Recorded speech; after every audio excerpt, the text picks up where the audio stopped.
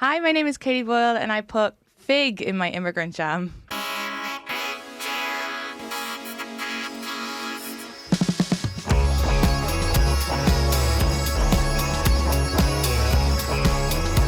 Oh my goodness. Oh my God. It's another episode of Immigrant Jam, the podcast. We're here on a beautiful, rainy, disgusting December day in New York City. But what's not disgusting is our amazing guest. She's amazing. She's delicious. She's nutritious. She's one of the funniest people ever to have walked this planet. She is Irish-like. I'm so sorry. Please welcome the amazing Miss Katie Boyle.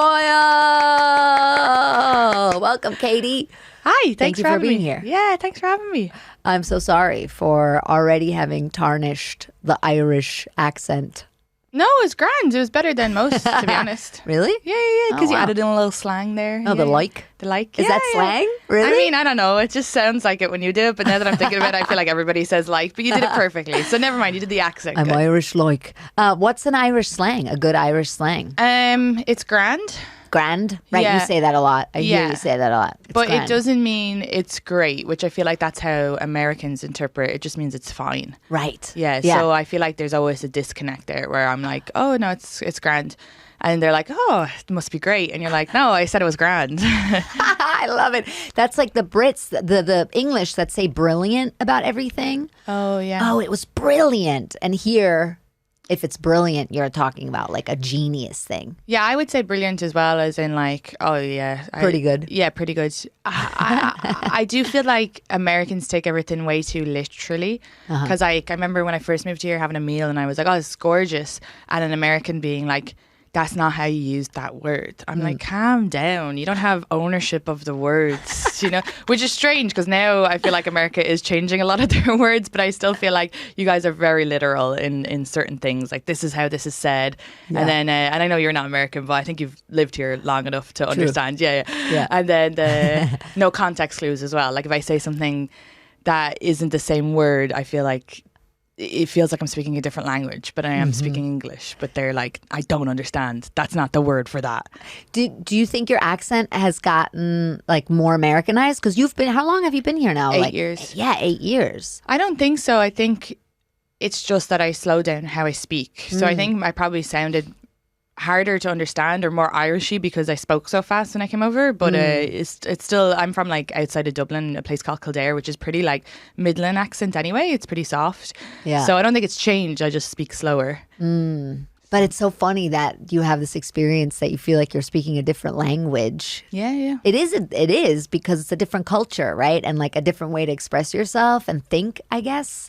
Yeah, and I would say that Irish people speak, we never use like massive words. And I'm trying to work on this bit, but I don't think it's funny. But I think it's funny, but I don't think anybody else will find it funny. But how we use like, that we talk maybe more, I want to say dumb, but it's not dumb.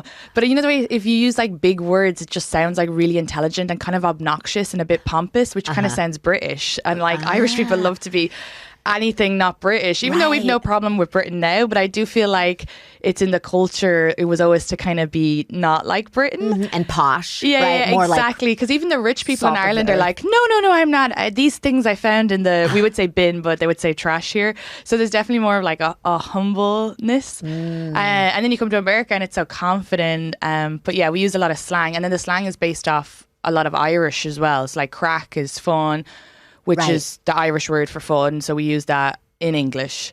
Or it's very poetic the way we speak, which like if any Irish person heard that, they'd be like, that's so embarrassing. But you realise when you come over here, it is poetic because like if I say I feel sick, I'd say I'm in bits. And then I'm like explaining that to someone here. They're like, what does that mean? You're like, I don't know, I'm like in little pieces. And they're like, what? And I'm like I'm not whole. And they're like, oh my God, have I just been speaking in poems my whole life? That's crazy. I love that. That's so cute. I love it. I'm in bits. Yeah, I love my favorite Britishism or like non-American saying. I don't know if you guys say this in Ireland is like they've lost the plot. Lost the plot. Yeah, lost the plot. I think you said floss the plot. I'm like, he's flossed the plot, baby. No, lost the plot. I say that all the time, and I love people that. never get that here. Like if Yeah. I'm talking about like, they're like, oh, how come you're not really friends with that person anymore? How come you broke up with that person? Oh, it's like, oh, they lost the plot, and they're like, they did what? And then I'm explaining, I'm like, well, you know, like a plot of a book and it has like a consistent narrative. They don't have a consistent narrative anymore. And you're Is like, that what it is though? Because I I don't talked know, to somebody else so. and they were like, they were saying it comes from like plots of land. oh, that makes way more sense. And you've like not, you know, tended to your, maybe I'm making this up. I think somebody told, an English person told me this one day. Honestly, But that makes... I always interpret it as they've lost the plot of the story. Yeah, like they're wandering they're around mental. plotless. Yeah. Which I love, which is so poetic. Yeah, absolutely. that's I don't so know. funny. I also thought the saying was, we'll play it by year for forever. So By but year? yeah, but it's year. I love that. But to me, it makes more sense to say play it by year because it's like we'll see in time, Yes. and yes, year is yes. a measurement of time. Yeah. That's so funny. We'll play it by year. I like that. Yeah, That's better. Let's make it. Yeah, let's make that a thing. We'll play it by year. Each year we'll play it differently. Yeah. But when you first moved to New York, did you feel very much like an outsider culturally? Yeah. Yeah. I also worked at a, I guess it's not called an art gallery, but it's like MoMA PS1. I'm just going to say Oh, who it is. So I don't know. It's a what museum. A museum. Thank you. Oh my God, words are hard. You're like, remember, But at least I Irish don't sound people don't want to be British. posh. We don't use the word museum. But yeah, and so that was also because in Ireland again, I worked in the art world and I went to art college, and again you'll meet rich people but you wouldn't even know they were rich, or I didn't notice, and here it's totally Because they different. have like, no teeth. I mean, I feel like if you're rich you have nice teeth. Yeah, maybe that's the clue. Yeah, right. But here I felt like an outsider. A, yeah, of course, because I just came by myself, and then B, I was working in an art museum where all the other interns were like from rich, like wealthy, were a little cliquey, a little obnoxious, so I couldn't really break into that friend group. And yeah, it was a different world. The first 6 months here I hated, but then when I started comedy, I felt like because I thought everybody was really nice during comedy, and I felt like it was a lovely community. Now that's not everybody's experience, but I found it great. So Did you know you were going to do comedy when you came here? no. So what happened? What was the epiphany moment? I had a friend visit. We went to a comedy show at Over the 8, and I saw Maria Wojciechowski. It was all men lined up and Maria was doing it, and I never really watched comedy at home other than like Dara O'Brien. I went to one of his shows, but other than that, I never had any interest. I never had any interest in public speaking. And I hated doing public speaking in school. Like when you were doing presentations, I didn't get like an adrenaline. It didn't get me off. You know, the way people are like, well, one time I spoke out loud. It was like, that was my nightmare. Yeah. And then just coming over here, I had a group of Latin friends and that I worked with at this restaurant, and I was always telling them stories, and they were like, you're so funny, you should do comedy. But I also think it was the first time I had a chance to speak, because in Ireland, everybody's funny and they kind of talk over you. And I had a boyfriend. Really? Everybody's funny? Everybody's funny. What do you mean? I mean, if you're not funny, you don't exist in Ireland. Everybody's naturally funny. It's a part of the culture. Yeah. Everybody is like cracking jokes and stuff. You mean? Yeah. And like, I mean, if you go back and do comedy in Ireland, it's still fun if you have a good set and stuff like that. But also, they're looking at you like they're also funny. So it's as if doing comedy for a room full of like really talented storytellers. But That's so funny. Yeah, everybody's just naturally, and it's like a slagging culture, like a roasting culture. So everybody's very witty and very quick and sarcastic. Right. So, but at home, like I remember I was with a man for like 3 years, and I would say something funny to him, and then he would say it out loud, and all of our friends would laugh. I didn't realize until doing comedy he was stealing my bits. Yeah, he stole your fucking bits. What? But he was American?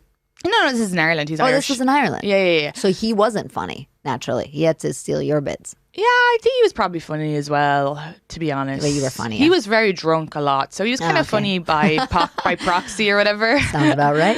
Yeah. But so then I saw Maria Wojciechowski, and she like crushed it, and I never really, there's like Maeve Higgins who I'd seen on like shows and stuff, but I hadn't seen her stand up. So I just was like, oh, it's like a really funny stand up woman, and I don't know, I didn't really know about the world, so then I looked more into it, and then I started hanging out at Creek in the Cave just for this show that they let audience members tell a joke, and then I went up and told a joke once, and the guy who was running the show was like, you're the first ever actual audience member. It's actually open mic comedians who come up and try to do this at the end of the show. So he was like, you should try it, and then I just started doing open mics, and that was it. Wow. But then I felt really happy in New York because I met all these other people, and like my Latin friends were great as well, but I was still, while I was working with them, I was interning full time at this fucking nightmare of a place. The museum? Yeah, it was the worst. Why? Well, it's full time intern, unpaid. Wow. And you're lucky to have it. And I guess her boss went out on pregnancy leave, so she felt a lot of stress. She was also British, so not that has anything to do with it, but she just was just to describe her personality, she was a very angry British woman who would but I get it now in hindsight, she was very stressed. I also didn't have the skills to do that internship because I came from art college and maybe running exhibitions at home, which is very different than sitting down and then her being like, can you apply for a liquor license? It wasn't an internship. That's what they had you do? What the fuck? I don't think that was for the museum. It was because they had these events. Parties. Yeah. Right. I didn't know how to fucking do it. And the other thing that was frustrating is it's an internship you should teach, not leave me for 4 hours Googling how to get a liquor license. And then I got in trouble once because I CC'd instead of BCC'd, but I didn't know how to this is the thing, you need to I didn't say knows how to do this on my resume. Can you bag up this cocaine for our special event guests, please? And weigh it out. And they didn't even give you a train ticket or anything. It was definitely And for those people listening or watching, it's part of the MoMA, the Museum of Modern Art. So I feel like I might get in trouble for that, but it is true. So fuck you, come for me. Fuck you, exactly. That's crazy. But I did learn and one time she would to give an example for this, she would kick the lift, or what do you guys call it here, elevator to go faster. It's an inanimate object. Literally. Yeah, she was so mad one time she was kicking it to go faster. But that just made... So I was kind of I hate this world. But yeah, I did also learn how to be BCC, which works out really well for comedy emails. Yeah. And how to run shows, because they were running events. So then I started running transplants 2 months into comedy. I ran 3 shows 2 months into comedy. So wow. Yeah, it was crazy. But I also was okay, I'm not doing art anymore. I want to get as good as this as quick as possible, because my father's going to be like, you fucking did art, you got into MoMA, and now you're out of there to do fucking basement comedy.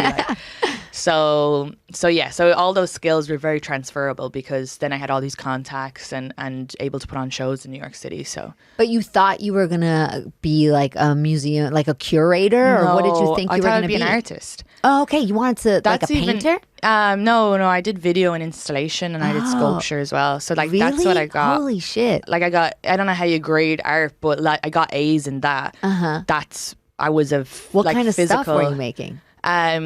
I made a movie that was about interpretation. It's going to sound so boring, but it was about the exact same script, a dialogue of a conversation between 2 people, a manager and a server, done 8 different times. So how the exact same words can be said different times but interpreted different ways. That's not boring. Yeah, it was more how you can go back, we can have a conversation and I can go back and change the tone, right? Or I can interpret the conversation differently. So how words are just 10% malleable of it, but it's your body language or how you interpret it or how you retell it. So I did that. It was a big a movie on a TV screen.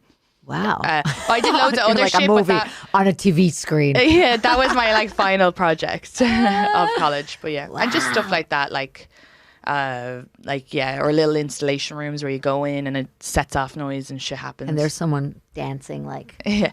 Well, it was in weird ways. It was one of the things was a room. You know Ned Kelly?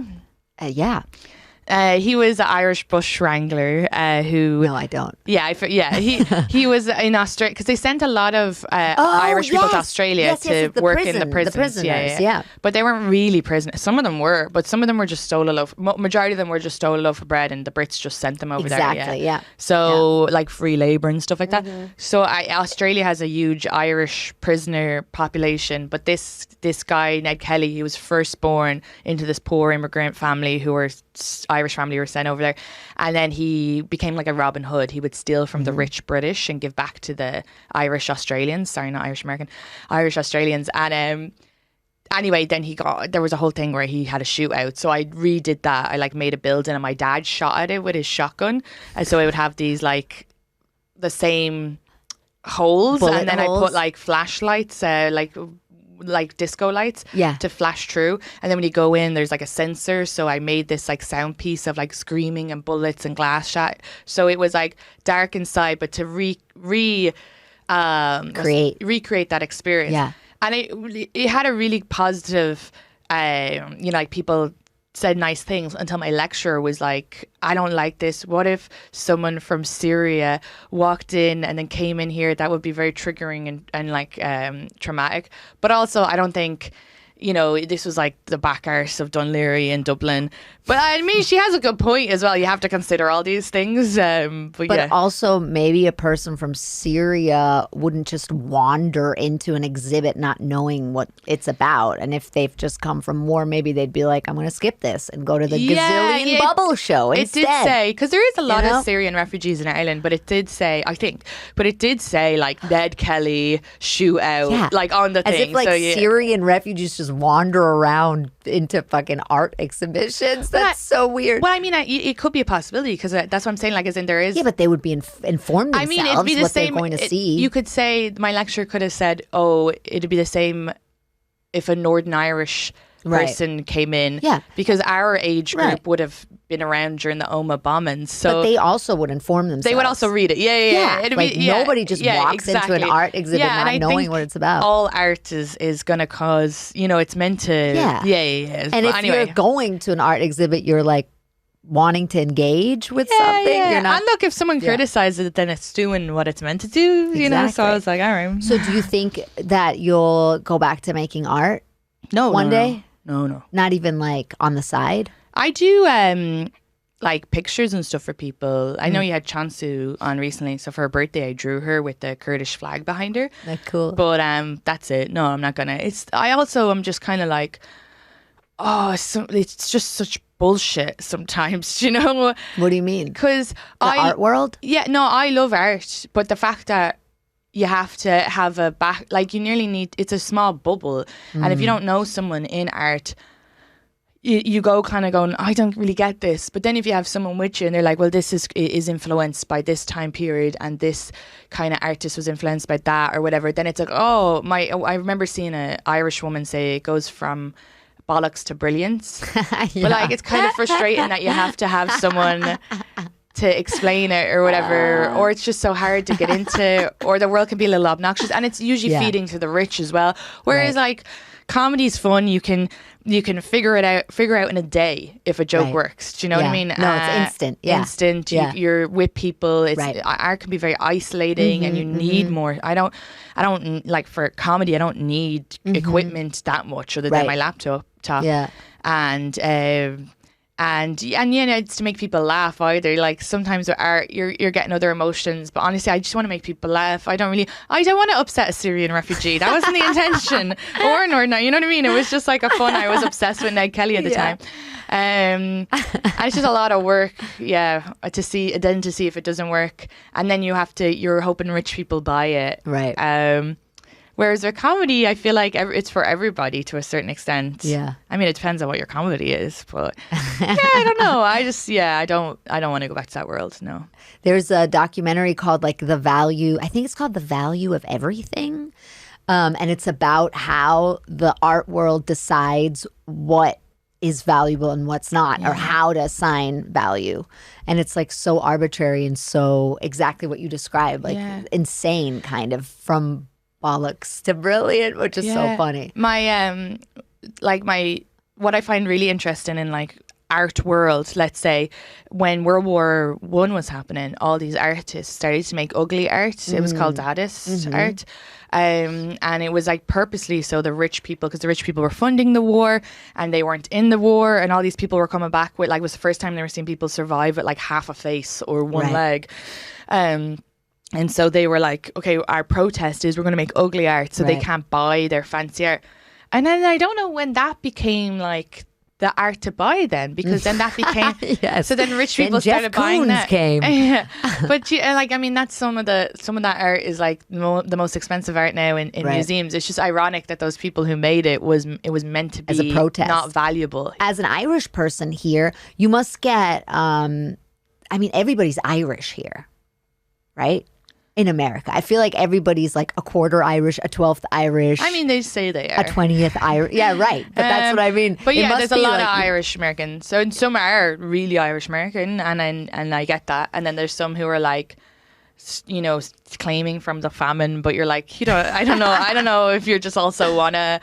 But I get it too, because I mean, there is like, people feel like they need a sense of identity here, and a culture, and they want to hold on to something. But yeah, some people it's like 2% and they're like, I'm Irish, and they know nothing about Ireland, so that could be kind of comical. But then there's some people who are like, they're like, in like, you'll see Irish Americans in Woodland sometimes when I go up there, and they're like really preserving and bringing over elements of the culture that we don't even really respect anymore in Ireland. Like what? Like, I feel like when I went up there, they had this thing called a score, which I would have seen in the country, which I wouldn't see in the city, but it's like a Irish talent competition where you do Irish poems, Irish dancing, Irish singing. Oh, wow. And it was just nice to see it up there, because I do feel like that's nearly dying out back home. And I don't know, because I haven't been there in a long time. I just go back.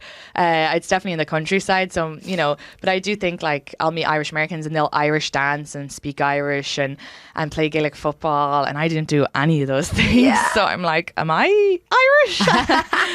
But it's nice to see. So like, fair play to them and I get it, you know, because you make your community in these areas. So it's nice to, because Irish culture is amazing. You know, I didn't appreciate it when I was at home. I didn't notice it as anything other than normal. Does that make sense? Yeah, totally. And then you come over here and people are all like, kind of like fighting for culture, if that makes sense a little bit. Yeah. Like this is what I believe in and this is who I am or whatever. Right. But, you know, so coming over here, I've taught more about it. But like, you know, the language died out because of the Brits outlawed it. And so you still speak it in school, which is actually kind of nice, but it's more like a romantic language now. You mean Gaelic? Gaeilge. Yeah, Gaeilge it's called? Yeah, it's Gaeilge. So Irish, Gaelic is the culture and Gaeilge is the language. Ah, okay, yeah. So, and then there's like Scots, which I believe they call it Scots Gaelic. Right. Mm-hmm. But, and then there's like the sports were outlawed. So Gaelic football, hurling, camogie, those were played. Camogie? Yeah, that's like the female version of hurling. Okay. And those were played, let's say, in like a former rebellion when it was the Brits. And we still play it now, and it's not a professional sport. And every county has their own teams, and so people who play it like will have a full-time job and then go home on the weekend and train. So like it's really more about like, it's kind of like nationalist in a way, but like by county. So it's really nice that, you know, that this is a thing that they're not even making money off. I feel like they should, but it's like our own sport that's not played anywhere else, do you know? Or the folklore is great, all about like these fairy people who lived in Ireland, or it's like very Celtic as well, that seeps into it, like Celtic and Catholic. But I just didn't think about any of that when I was living there until I moved over here, and I'm like, oh yeah, we do, you know, like banshees and So do you feel like you've become a little more Irish than you were in Ireland? No, but I think I will at some point. I think at some point, like if I have a kid, I'll be like buying all the folklore books and I'll be like, you're Irish, you know. This is not how you pronounce that word. But for now, no, because I did grow up outside the city, so it just was like more contemporary. And you grew up like, whenever I see but you go back home. I used to play Gaelic football. Anyway. Really? Yeah. What is Gaelic football? What's different about Gaelic football? It's just... You're just drunk? No. Sorry. Oh my God. I won't make a German joke at you. It's just like if you just kick the football into your hand every 3 feet, and then you hand pass it, or you have to kick it, and then there's a goal post. It's hard to explain. Into your hand? Yeah. So you can pick it up? You can pick it up if you kick it up. Oh, so it's a little bit like it's like a mixture of soccer and rugby kind of. Rugby. But it's also like very different because you can run straight, and it has is it like Australian style? So Aussie style? Aussie rules is a actual that is based off Gaelic football and rugby. Okay, so because I went to see that in Australia recently. That was Irish Australians who created that game. Right. So it was based off Gaelic football and rugby. Okay, and they wear tiny little shorts. Yeah, same with Gaelic football. Yeah, they're thick legs, very sexy. Yeah. So you used to play that when you were in high school? Yeah, primary school and secondary school. And then I quit when I was in primary school because I just wasn't that good and I didn't care about it that much. But all my brothers and sisters play. My dad played Aussie rules for over 50s for Ireland. So he went to Australia. Like for nationally? Yeah. He would have. I think he would have played when he was younger, but then he had me. Surprise. But yeah, so he's an amazing Gaelic footballer. And but it's like big in our family. A lot of all my family play it. But hurling is amazing. That has like a big wooden stick that they go around with, like a really hard, like a piece of coal type of. It's called a slitter. It's a ball, and like people are always breaking their fingers playing it. Like if you watch a clip of hurling, it's like they're wearing the short shorts and they're coming at you with a stick. Honestly, the way these. We call it football, but the way these soccer players go, where they're like, "Oh, my ankle," and then you watch Gaelic football or hurling, and you're like, "These guys are." Wait, tough. so they throw the coal? What do they have to throw it into a net? See, look, it's not, but it's like a hard ball. It's really oh my God, hard. Mike just pulled up a picture, and it's not like a tennis ball. It's like hard. Like if that hit you in the head, like you're losing your memory. A dinosaur bone. Yeah, look. Oh my God, there's a man bleeding to death on this picture, just walking around the field. What? Yeah. Holy shit. So where are they're hurling it into a net? It's the same. It has the same goal as Gaelic football, which is similar to the goal. Looks like the goalpost from rugby or like Aussie rules. It's kind of similar. So if you get it in the goal, that's 3 points. If you get it over the between the two bars, over the bar, that's 1 point. And what if you get it onto someone's head and it splits open and they bleed? How many points is that? No points, but they lose a player. My dad would teach me that you're not meant to this, but when you're playing Gaelic football, he would say when the ref's not looking, like you have your elbow, you give an elbow to the person, which has come in very handy walking down these streets in New York City. You know, nice. Just elbowing. I love it. But you grew up like around horses and stuff. Is that true? Every time I see you back home on Instagram, you're hanging out with horses, and it's like it looks like a lot of nature. And I have to say, having horses in Ireland means you're like poor. Really? No, it can be both. But I mean, we're definitely not like I think my dad's horses are probably more of an expense than they are. But he just loves horses. He grew up with horses. He's like a horse whisperer. He'll like break them, and he has like a full-time job. He's like he's a Garda Síochána, but as a policeman. He's a, what did you say? It's Garda Síochána. We call them guards because Garda Síochána is guardians of the peace. So it's meant to step away from like the British enforcement because obviously when they were created, Ireland had dealt with a lot of the Black and Tans and kind of like these really rough police force. The Black and Tans are crazy. They did a lot of murdering and assaulting and all that stuff. But so that was meant to be guardians of peace, and they're community based. So honestly, I know America's really big, but if they did model off the Irish police force, I think it would be good because they also have to go to college and they do a lot of training. It's like 4 years before they. They don't want people to go to college here. They would never do that. Yeah. No. I did see there was like this. This guy from Asia, and he did a TikTok about it, saying like how, because it was around the time with BLM, but he did this TikTok about Irish police force and how they're the one police force who like gets all this like training and stuff like that and is more community based. And I was like, oh, that's cool. This guy in Asia is like doing a TikTok about this. So it's that's fuck, what was the language? Gaelic? Sure. It's Gaeliga word? And Garda Síochána? Yeah. Wow. Yeah. So, but he, what was I saying about? Oh, yeah. So he has all these horses because he loves. He breaks them, and then they're like so breaking them means that you can then ride them or whatever, and then he sells But them what on. are they, wild horses? They're not wild, are No, they? they're just like any horse that is born isn't going to be used to humans sitting on them. So That's you true. gotta you have to be What? you're gonna be the first human who's gonna risk getting thrown So he off. goes up to them and he goes, a human is gonna sit on you. Pretty much. That's how And then he horse just like whispers also them. just sits on them while they're going up and down like what's like a crazy bull, like one of those things Yeah. you see in a weird American bar in the South. But Yeah, yeah, he and tames them? Yeah, he tames Or them. wrangles them. What's the word for that? I guess tames them. He's Tames very them. like good with them, and yeah. So yeah, I would have grown up around that. Yeah, I would have rode horses when I was young. So this is like crazy now. New York is like the opposite of how you grew up. Yeah, New York's so the opposite. You go home and it's like so crazy because you can they live on a farm. Yeah. And with animals and so peaceful, and you can like hear your thoughts. Yeah, right. And you come here and it's really hard to hear your thoughts. I feel like Yes. it's just constant noise and constant, I need to do this to survive, and I need to post this, and I need to talk to this person, and then you go home and it's just like working with animals is so relaxing, and it feels like time goes slower. So I do think like in another life I probably would just stay and work with animals. But do you love New York? Do you feel like this is your home now? Yeah, definitely. I do love New York, but I also love Ireland. But there's elements of Ireland I don't like. Like I don't, and because I'm older now, it's fine. Because I'm in my 30s. So I Like don't give what a fuck don't about you anything anymore. About Ireland? Ireland's very small town and gossipy sometimes. Right. Yeah. And like, whereas now, I wouldn't give a fuck about that. Do you know, I'd be kind of like, whatever. But I think when I was in my like early 20s and figuring myself out, and when I moved over here, I loved the anonymity of here, or that you could be weird and that's celebrated, or you could be yourself. And whereas at home, it's kind of like, you know, like, especially when I started comedy, I knew there would have been a few people that I would have known who were like, oh, who the fuck she thinks she is? Like, I just because people would have been telling me and stuff. But I was like, I don't care, I'm in America. And now they're probably the same people who are like, you know, now that I've gotten a tiny bit of recognition back home, just because I would have been working with Des a lot and he's famous there. Right. But they would have been the same people who'd be like, oh my gosh, like, how's Des? You know?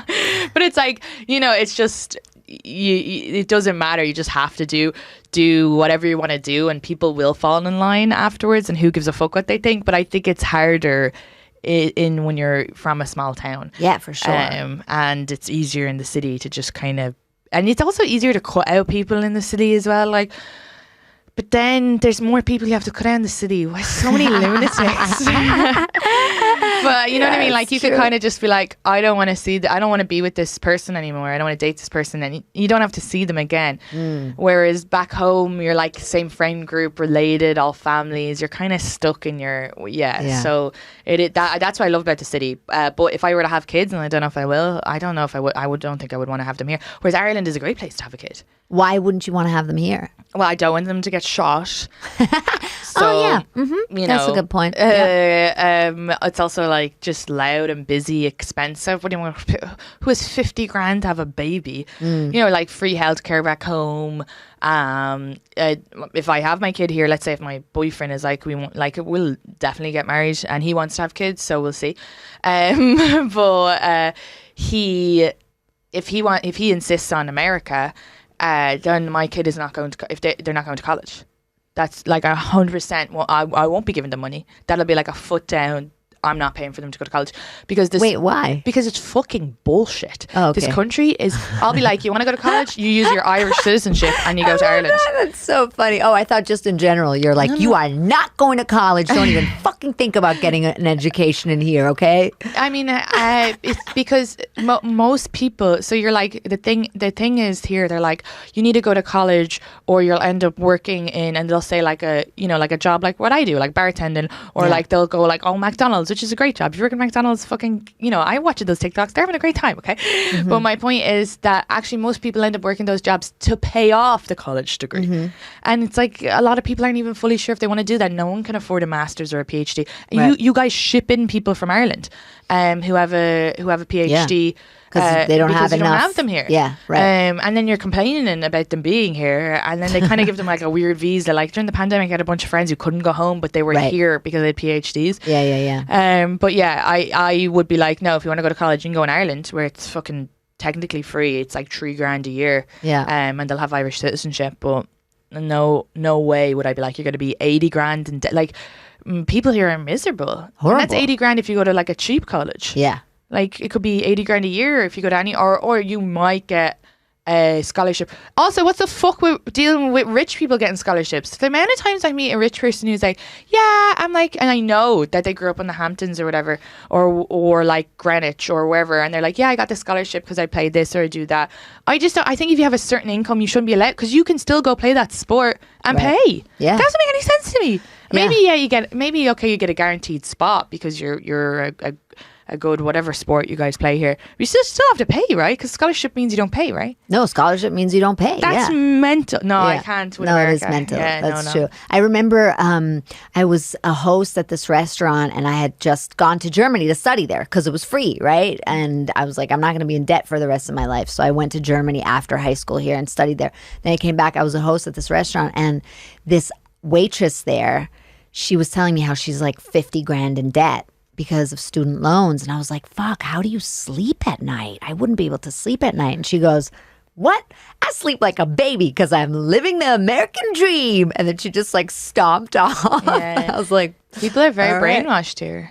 Yeah, that's true. I mean, the education system is so fucked up, and it's so sad because, you know, it's to the country's benefit. Yeah, but on the other hand, for that waitress, God, bartenders and servers make a lot of money here. You could make it back with it. Like, I mean, if because when I was bartending, it was like they said it wasn't a great bar for making money, and I was just doing Friday and Saturday nights. It was $500 a night. Yeah, could you imagine if you're working? Well, it wasn't cash. You do get taxed on your credit card tips and stuff like that. Credit card tips, yeah. Yes. So some of it was I was making that working at restaurants. Yeah, you could. Too. Like, I mean, if you put in a year, but like not everybody can do that either. Do you know what I mean? I was bartending since I was 16, so.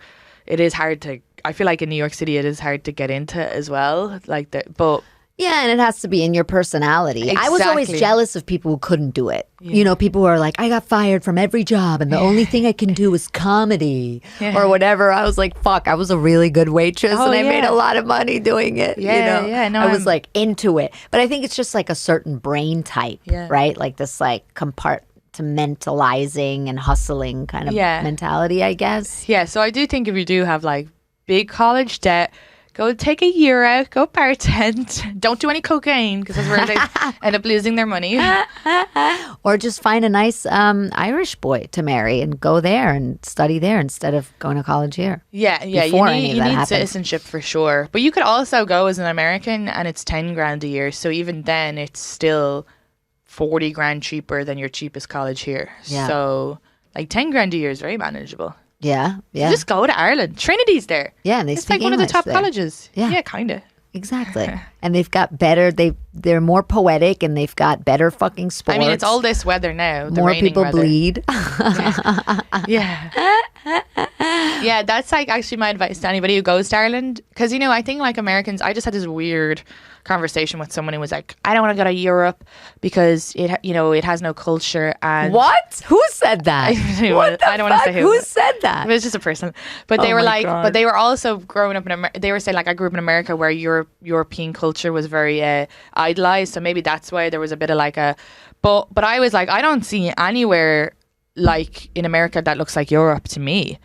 And I do think, you know, you could go to places, I mean, if you want sad history, you can go to Germany and like, you know, go to there's sad culture there. Yeah. But then all the countries have different like that's the thing. I think if you go to Ireland, make sure to go to a pub that has Irish music, because Irish music is like rebellion music, and it's traditional, and it's something like you're never going to hear. It's not like it's its own, you know, and Irish people have been in Ireland, you know, if they didn't leave for the famine, they've been in Ireland the whole time. So it's like developed over, you know, and it's all these stories, and you can go see storytellers, or you can go see a Gaelic football match.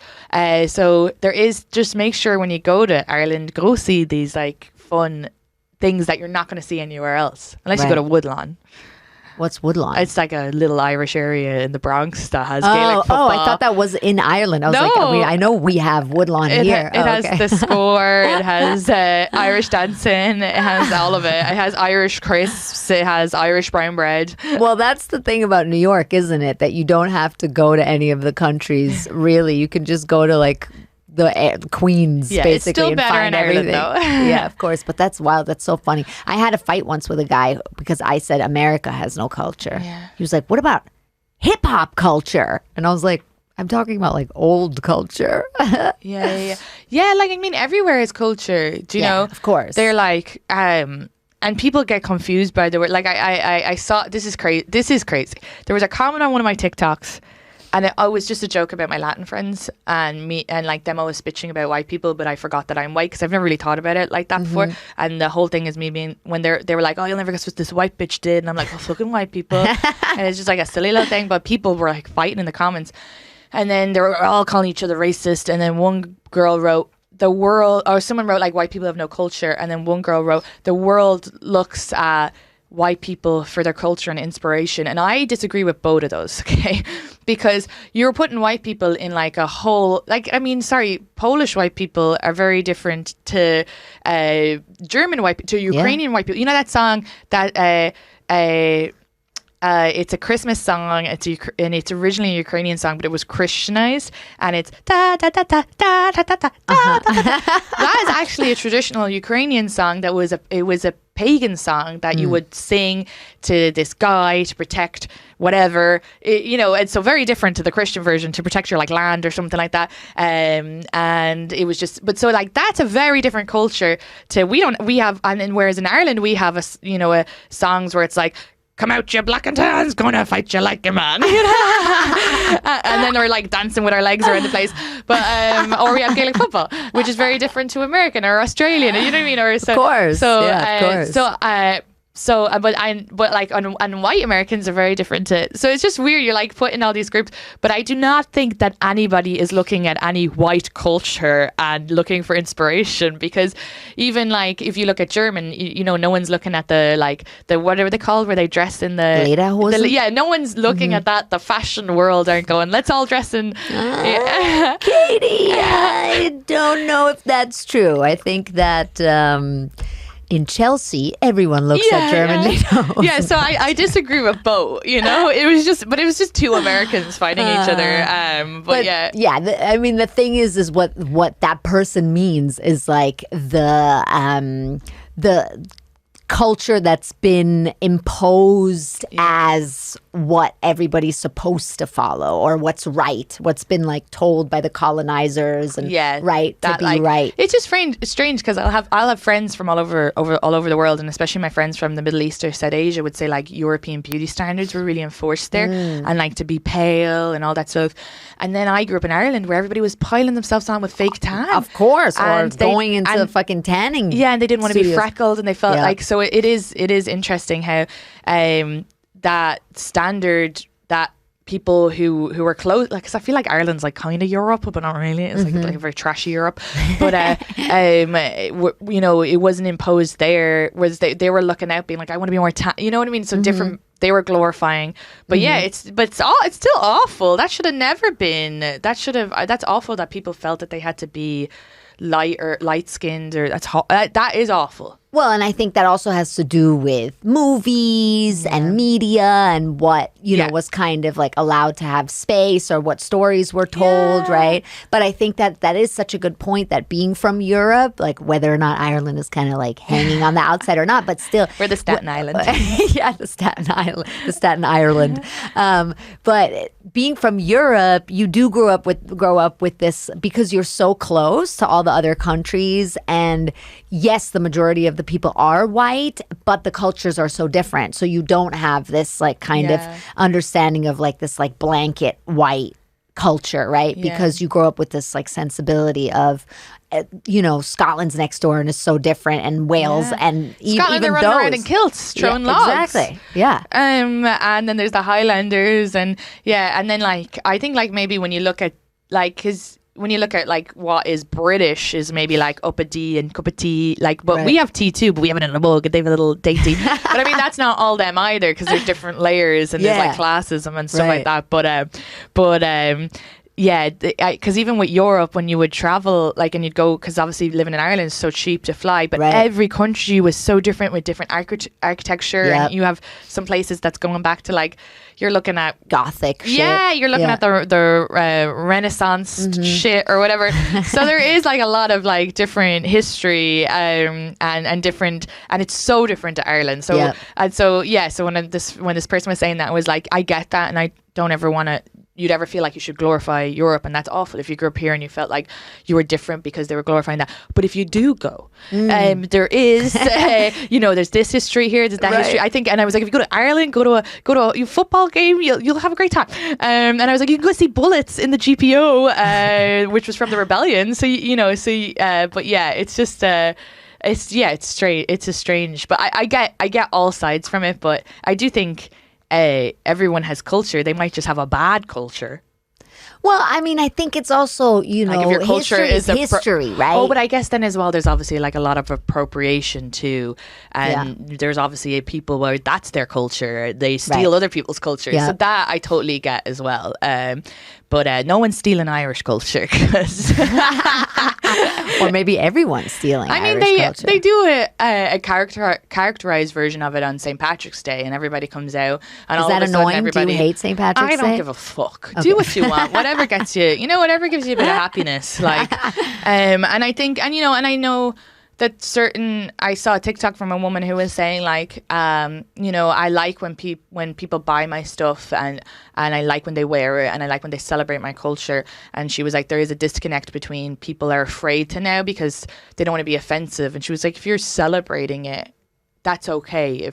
So it's like, it's all about like kind of figuring out what's not like, you can't just fucking steal it and say it's your own or like mock it. Don't do it to be all like racist. That's dumb. So it's like just like if you're doing it in a way that's like like you'll see these TikToks where a girl will marry a guy from a different culture but she'll wear all of that. That's lovely, of course, that's very respectful, and then all the family are they've obviously signed off on that, or I mean also, and then if you do something and someone explains to you why it's hurtful to them or their culture, it's okay too to learn. You know what I mean? Yeah, definitely learn. That should be allowed too. Yeah. And I think the thing with the Irish St. Patrick's Day and stuff like that, it's like, it's not, I'm coming here, it's not being used against me to make me feel different or separate. And I think that's the other thing. It's like, well, I wouldn't be offended by it because people are just having fun and they're trying to enjoy themselves. Whereas when they do with other cultures, sometimes they do it to make the person feel different, like or to make them feel separate, or people who are born in America to make them feel not American or whatever, sort of way where whatever they quote unquote think is American. So that's where, there's obviously that I know the difference before anybody comes at me. Do you think you'll ever feel American? No, I'm not American.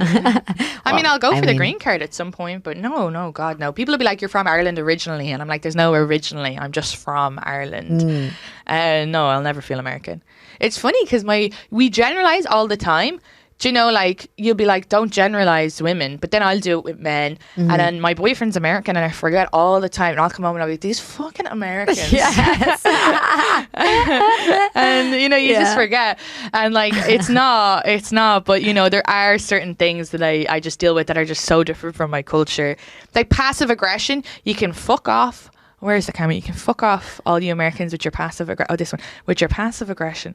Because it's so confusing, do you know? Because it's like there's like an element of, it's be presented here as like nice. So you're mad, but you don't tell me you're mad, but you're doing it with a smile. And I'm confused. So Irish people are more direct? I would say definitely. Because English people I feel like are very passive aggressive too. Really? They're always kind of like, Yeah, but that's back with the uppity. That's the high class. I feel like the lower classes aren't like that. Right, that's true. I think so. I think for the most part, because it might be it's a different form of passive aggression because in Ireland it's done with sarcasm. But at least so like, let's say if I make a cup of tea, my dad will come in and be like, just make a fucking cup of tea for yourself. Fine, I guess I'll make my own. And I'd be like, whatever, I'm getting up. Whereas here, it'd be like, oh, I see. Oh, you got yourself. No, I don't want tea. But no, it's fine. Thanks. I see you got yourself one. That's fine. I didn't want one. So it's like don't want to. It's And like then it's like kind of scary. Yeah, it's very psycho. Whereas with at least with the sarcasm, but also I grew up understanding that. So sometimes I'm here kind of like. I don't know. Like my boyfriend's, when I met his family are so lovely. But I remember meeting his mom and she's so nice, but she's like a teacher and she's so friendly. But when I was like, is this like real friendly? Like I was still trying to navigate those little, but it was, now that I know, I'm like, but I'm still always trying to navigate that kind of like, what is. Yes, I think that's a huge thing for sure in America that like I constantly still have. I mean, I was 8 when we moved here and I feel almost a little bit more, I guess not American, but New York than German. But I always have that like, oh my God, these Americans, you know, like it slips out. I'm like, you never know if they're actually nice because they like you or, you know. Or even in the comedy world, there's a lot of like, well, you guys would say clout chasing, which is just so funny because I will never be like, I'd be friendly with someone first. That'd be my idea of hell. I'll get it myself. I don't want to fucking owe you a favor. I don't want to. I don't ask. I don't want to. But there is a lot of like, you know, people crawling up people's arse, which is very like at home. That's like, oh, stop being a lick arse stuff. It's really like what? Lick arse, like a lick arse, like licking someone's hole. So. That got Mike's attention. Where it's like a sexual thing here, but like at home, you know, it's always putting you not to be kind of like, you grow up with that. Don't be like, you know, clout chasing or whatever. Right. Kiss ass. Kiss ass. Kiss ass. Brown nose, no? But lick ass, none of that is sexual until the Irish showed up. But arse. It's not ass, it's arse. Yeah, we were saying stop being a lick arse, and you guys were like, we should lick arse. I gotta go lick some arse. But because I feel like for Germans, for you. Oh, we love licking arse. Oh, well, no, I don't know about that. But I mean, you're very direct, which I love. Like any of my German or Eastern Europe friends are very direct, no bullshit. And I think that it's not as much like that in Ireland. Like if you were like, oh, do you like my jumper sweater? I'd be like, oh yeah, no, it's very lovely. I think the blue one would look better on you today. It's a bit more tactical. Whereas I feel like some of my Americans would be like, oh my God, you look lovely. But then I'd hear like maybe someone would be like, yeah, Michelle said that just was gross. You know, why don't you just tell me? Whereas like my Eastern European or German friends would be like, that is disgusting. Where did you get that? Fucking throw that in the bin. Get that off you. Kill yourself right now. I'm sorry. No, just change the sweater. Just like, yeah, no, it's ugly. Yeah. Sorry, there wouldn't even be a whole, it was just like, no, it's ugly. Yeah. And I'm and the Eastern Europeans have a little more of like a sense of humor when they do it. Like my mom's Romanian and I have a really good Serbian friend. She'll be like, hey asshole, you look like shit. Yeah. My Czechoslovakian. I know it's Czech Republic now, but she grew up when it was Czechoslovakia. Right. And she'd be just like, you look like shit today. But the Germans, it hurt. I think the Germans could work on their tact. They don't have a lot of tact. It's like very like, ugh. There's an Irish TikToker who lives in Germany and he does funny TikToks about it, but he'd like, did you see him? I've seen him, yeah. There was one where he's like driving down the road and in Ireland everybody always waves, even if you don't know each other. It's like, hi, like you just wave. And he waved at the German guy and the German guy's just like giving him like a dirty look, like I don't know you. So love funny. That. Katie, I always ask my guests if they have like a favorite saying or something, but I feel like you've already given us so many good ones. Lick arse is amazing. I think we'll take that for our saying. And then we're left with playing our quick little game called the poll questionnaire. Sound effects live by Mike Albanese. Hallucinating. Mike got his flu and COVID booster shots at the same time. Don't do that. This is a public service announcement. It makes you very sick. Katie Boyle, are you ready to do this? The poll questionnaire, no wrong or right or whatever answers. Here we go. Katie Boyle, if you were the president of the United States of America, what American food would you ban? I guess I don't know. I guess mac and cheese. Just to fuck everybody up. I put ketchup on my mac and cheese and people think that's very un-American here, which I think is so weird. That's so weird. It's very American. Then they go to France and they put ketchup all on the tiny little little food that the chef is so proud of. Yes. And then they put ranch on like fucking their Yeah, I don't eat Arses? dairy, so I'm gonna ban mac and cheese. You can Okay. have vegan mac and cheese. Ugh, that sounds horrible. All right, don't vote for Katie Boyle for president. That's why we have laws in this country that immigrants can't be president. Yeah. I know. If I were president, I'd make immigrants all documented. So, That'd be nice. If you could deport one American person, who would you deport? I mean, there's this person I really don't like now, so I don't want to say their name. So them. Okay. Oh, you know what?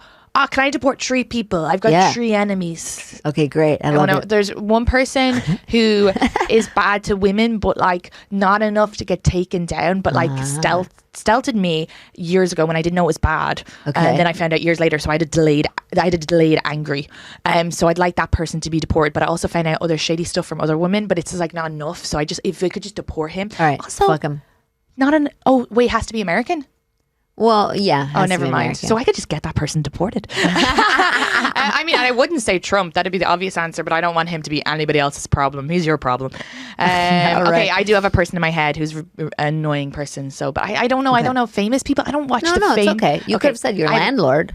No, I don't know him. But also how you said, I've got 3 enemies. Sounded like you were like a super villain. Yeah, but 2 of them are Irish, so They're Irish? yeah, 2 of them All are right, Irish. maybe we can make an exception. I think we can make an exception. If you could add one face to Mount Rushmore, whose face would you add? Oh, you guys should add Beyonce. She's fun. Beyonce? Yeah. I love it. A woman You're the and- first one to say that, although that's such a good answer. She's I love that. empowering. Yeah, she is. Okay. If you could make up a catchphrase for America, what would the catchphrase be?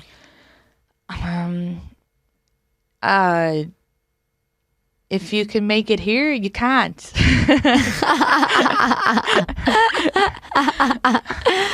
I love it. Okay, so just if you can make it here, ... You can't. Yeah, can't. Wow. Okay. On that very uplifting note, we've come to our final question. Very important. Katie Boyle of Ireland. Do you know how I can meet David Hasselhoff? Oh, the guy from Baywatch. Yeah, right there. Oh, you love him. He looks like a vampire in that. He does look like a vampire. He stole Angel's clothes. I think you have to go back in time Okay. and work on the show. All right. So All right. time travel. All right. I love it. Okay. Time travel. Fuck it. I'll take it. Katie Boyle, where can people find you on the Instagram? Also, what's going on? You have a podcast called The Shift. You have a special coming out? Yes. Or an album? A special or an album or Both. both? Yes. Right. When's that coming out? God knows. God knows, but look out for it. They say like January/March. So, Okay. Great. Yeah. Where can people find you on Instagram and TikTok and all those places? At Katie Boyle Comic, and the podcast is Shift. People said their favorite episode was yours. So yeah, please go listen to that. What? And I will Because we talked about a penis art exhibition, didn't we? Yeah, that's great. Wait, when does this come out? This comes out probably next week. Okay, so I will, if there's any people in Dublin, I'm headlining on the 27th at the Upstairs Whelan's Room. Cool. And Crack Den on the 3rd of January. So 27th of Crack December. Den? Yeah, and 27th of December and 3rd of January. But yeah, and then I'm in Texas in the new year, and yeah, just follow me at Katie Boyle Comic. There's all the crack dens. You can find Oh right, Katie in because you're all the thinking crack- heroin then. Yeah, I didn't even get that. No, right. You say cracker as a Fun. joke. Yeah. Oh, that's why you didn't react. I thought you were just so bored of people like making fun of that. You were Well, like, yeah, it's just whatever. like fun den, yeah. But I guess to you that's like also means heroin den, and yeah. Yeah. No, it means crack. No, it means crack. Crack is yeah. a drug here. Yeah. Oh, You it's know not that. heroin? No. Oh, Crack it's is a different drug. cocaine. It's like Oh, it's the cocaine? rock. Cocaine, Yeah. Oh, I always thought it was heroin. Oh, really? I thought crack was slang for heroin. No, crack is crack. Crack is whack. Crack is, I don't know why I said that. Crack is the rock that comes out of, like, if you boil cocaine, not that I've ever done this, okay? But if you boil down cocaine, it turns into rock I'm form. not going to be Googling that. Yeah. I don't need to be on that list. Well, also cracker here means like a White person. white person, but cracker comes from crack in Ireland, and cracker means like that was a cracker of a goal, or that's a Yeah. cracker of a bird, like a beautiful Right. woman. Whereas here it's like the Yeah. total opposite meaning. Yeah. It's like a racist white person, right? No, it's a racist term for a white person. Yeah, I don't think it's a racist white person, but I feel like if someone's calling you a cracker, you're probably a racist. Exactly. Like the white person is probably racist. They're probably the reason to call you a cracker. Yeah. Yeah. If you've come to that point where you're being called a cracker. So I think you were right the first time. But if you're a cracker in Ireland, it means you're hot. Feel free to edit this out if you want, but cracker stems from the slave driver whipping. The sound of the whip was a crack, so they called them crackers. So you're right, they were racists. Katie Boyle is on Instagram and TikTok and Facebook and 4chan. No, don't go looking there. But please go visit her at the Crack Den in Dublin or in Texas or in New York, where she performs regularly every night. Follow her on Instagram and all the platforms. Check out her specials. Thank you so much to Mike Albanese for being here, although he's hallucinating and unwell. Thank you, Katie, for being here. Thank you so much. This was so fun. Thank you, everybody, for listening. Thank you to Douchebag Steve and everybody else that supports us. Thank you. We love you so much. If you like this, please give us a little review and a rating on the old iTunes. If you love to tell your friends, if you hated it, tell your enemies. Thank you for listening. We love you. Goodbye. If you liked what you just heard, don't forget to rate, review, subscribe, recommend to all your friends. And if you hated it, recommend it to your enemies. Thank you for listening to Immigrant Jam, the podcast with me, Lucy Pohl. Have a delicious and nutritious day.